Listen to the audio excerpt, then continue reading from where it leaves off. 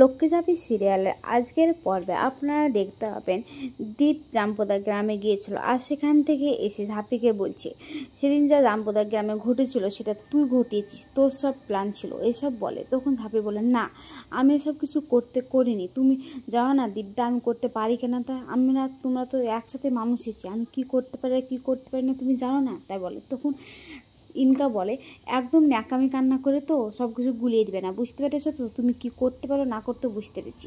গায়ে আঁচল দিয়ে নাকি আবার ঠাকুর বরণ করতে সন্ধ্যায় দিতে গেছে, তোমার এই সন্ধ্যা না আমি এখন উড়িয়ে দেবো বলে যে উড়িয়ে দিতে যায় অমনি ঝাঁপি ওর হাতটা ধরে আর বলে শোনো যা বলছি তা বলো, কিন্তু তুমি যদি আমার এটা উড়ে দাও না তাহলে তোমাকে ঠাসিয়ে চড় মারবো এসব বলে। তখন দীপ বলে ঝাঁপি তুই কি বলছিস এসব কথা, তাই বলে। তখন ঝাঁপি বলে দাঁড়াও দীপদা, তাই বলে কিছু আমার বলার আছে, এতক্ষণ ধরে তোমরা যা খুশি তাই বলছো, কারণ আমার কাছে কোনো প্রমাণ নেই তাই আমি চুপচাপ শুনছি, কিন্তু আমার এই বরণডালা যদি কেউ ফেলে দেয় তাহলে আমি তাকে ঠাটিয়ে চড়ি মারবো, তাই আমি কারোর কথা শুনবো না। তখন দীপ বলছে আবার এত বড় বড় কথা কী করে তুই বলতে পারছিস, এত কিছু হবার পরও প্রমাণ স্বরূপ নিয়েছিলাম তারপরও। তখন ঝাঁপি আগুনে হাত দিয়ে বলে আগুনে হাত দিয়ে আমি বলছি দুদিনের মধ্যে যদি আমি প্রমাণ না করে দিতে পারি তখন যা বলবে তাই এসব বলছে। তখন দীপ বলছে তুই কি বলছিস এসব, তো হ্যাঁ আমি দুদিনের মধ্যে প্রমাণ করে দিয়ে তোমাদেরকে দেখিয়ে দেবো যে না এই কথাটা আমি কখনোই মিথ্যে বলছি না, এটা আমি সব সত্যি বলছি, তাই বলছে। তখন ইনকা বলছে আর যদি তুমি প্রমাণ না করতে পারো তাহলে তুমি কি করবে। তখন ঝাঁপি বলছে ঠিক আছে যদি আমি প্রমাণ না করতে পারি তাহলে তোমাদের কথাই রইলো, আমি চুপচাপ এ বাড়ি থেকে বেরিয়ে চলে যাবো, এক কথায় কারোর মুখের উপর আমি কিছু জবাব দেবো না, এসব বলতে থাকে। তখন দীপ বলে ঠিক আছে এই কথাটা যেন মনে থাকে, তাই বলে সবাই যে যার ঘরে চলে যায়। ঝাঁপিও ঝাঁপির ঘরে চলে আসে আর বসে বসে কান্না করে। আর ঝাঁপির ঘরে ওর পিসিমণি কাঁসায় চুন্নি ওর ভাই সবাই আসে আর দাঁড়িয়ে থাকে। তখন ওর পিসিমণি বলে ঝাঁপি কান্না করিস না, এখন নিজেকে শক্ত কর। তখন কাঁসায় বলে ওখানে বড় বড় ডায়লগ দিলি আর এখানে এসে কান্না করছিস, কেন কান্না করছিস, নিজেকে শক্ত কর, তুই যেটা বলে আসলি দুদিনের মধ্যে প্রমাণ করবি সেটা তোকে করতে হবে না, তাই তুই এসব কান্না টান্না বন্ধ কর, তাই বলে। তখন ঝাঁপি বলে যে আমি কি করব বলো কাছাইদি, দীপদা যে আমাকে ভুল বুঝলো, দীপদার কাছে আমি অবিশ্বাস হয়ে গেলাম, আমি এটা কিছুতেই মেনে নিতে পারছি না। কাছে মানুষ যদি কাউকে কখনো ভুল বুঝে তার যে কতটা কষ্ট হয় সেটা তোমাদেরকে বলে বোঝাতে পারবো না। তখন কাছাই ঝাঁপির কাছে আসে আর বলে ওই সব মেয়েদের কথা শুনিস না তো, ওইসব ফালতু সব মানুষ। তখন ওর পিসিমণি বলে ফালতু মানে কে, তখন বলে ওই যে মা আর ওই মহিলাটা। তখন ওর পিসিমণি বলে নিজের মাকে কখনো এসব কথা বলতে নেই এসব বলে। তখন কাছে একটা কথা বলে আর ঝাঁপি হাসতে লাগে, যাক ঝাঁপিকে তো আমি হাসাতে পেরেছি এসব বলে আর সবাই আনন্দে হাসতে লাগে। তখন ঝাঁপি বলে ঠিকই বলেছো, এসব ভেবে আমার লাভ নেই, আমাকে যা করে হোক দুদিনের মধ্যে খুঁজে বের করতেই হবে। তখন কাসাই বলে হ্যাঁ আমি আছি তোর পাশে এসব বলে। আর চুন্নি আরও চুন্নির ভাইও বলে হ্যাঁ আমরাও আছি তোর পাশে, তুই এসব কিছু চিন্তা করিস না। তখন চুন্নি বলে আচ্ছা সবই তো বুঝলাম, কিন্তু ওরা আবার মিথ্যে বানিয়ে বানিয়ে কেন বলতে আসবে, ওদের বলার পেছনে কী লাভ। তখন ঝাঁপি বলে সেটা তো বের করতে হবে ওদের মিথ্যে বলার পেছনে কী কারণ আছে, হয়তো আমাকে ফাঁসাতে চাইছে ওরা কারো কথাতে, আমার যে গোপন সূত্র কেস সেটা আমাকে খুঁজে বের করতে হবে। তখন কাসাই বলে ঠিক আছে ঝাঁপি আমি তোর সাথে একমত।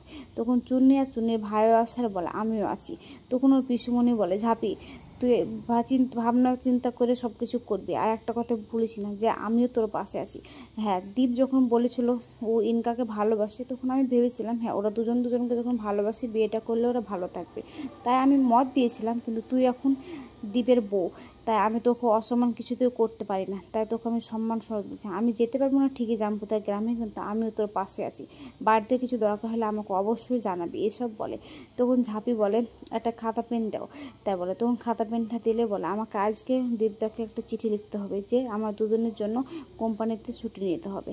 তখন কাসাই বলে হ্যাঁ লিখ। তখন ও সব কিছু লিখে টিখে যেতে গেলে তখন কাসাই বলে চল আমিও তোর সঙ্গে যাচ্ছি, তাই বলে সেখানে যায় আর গিয়ে দরজাতে যেয়ে বাড়ি দেয়।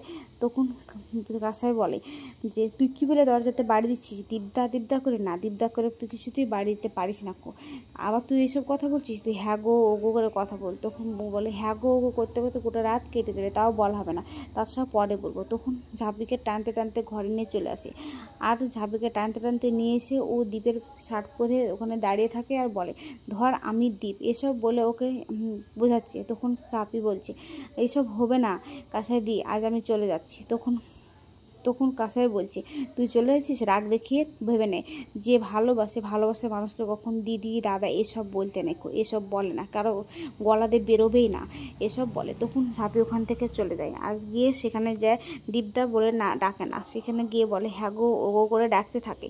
তখন দীপ বলে কে যেন আমাকে ডাকছে বলে ঘুম থেকে উঠে দাঁড়ায়। আর ওদিকে চুন্নি কাসাই ওরা সবাই চুরির মতো করে দেখছে চুপি চুপি করে, আর বলছে দেখলি আমার মিরাক্কেলটা কাজে লেগেছে, এসব বলে হাসাহাসি করছে। তখন দীপ দরজাটা খুলে দিয়ে বলে তুই তুই কেন এত রাত্রে এখানে? তাই বলে। তখন বলে ভিতরে আয়। ভিতরে যায়। তখন ওকে একটা রেজিস্ট্রেশন লেটার দেয় আর বলে আমার কিছু পার্সোনাল কাজের জন্য 2 দিন ছুটি চাই। তখন দীপ বলে ঠিক আছে ছুটিটা দিলাম, যদি তো আমার কোম্পানির যে হেড অ্যাকাউন্টে তাকে যদি বিশ্বাসই না করতে পারবো তাহলে তাকে নিয়ে কাজ করব কিভাবে, এসব বলতে থাকে। তখন বলে হ্যাঁ ছুটিটা দিলাম আমার কোম্পানির স্বার্থে, এবার যা। তাই বলে সেখান থেকে চলে যেতে বলে। আর ঝাঁপি সেখান থেকে চলে গেলে দরজা বাইরে এসে তখন দীপ আবারও বলে শোন তো কি তুই যেন আমাকে কী বলে রেখেছিলি, তুই তো আমাকে যা বলে ডাকিস দীপদা বলে সেটা তো বলিসনি, কিন্তু হ্যাঁ গো ও গো ওসব কেন বলছিলি?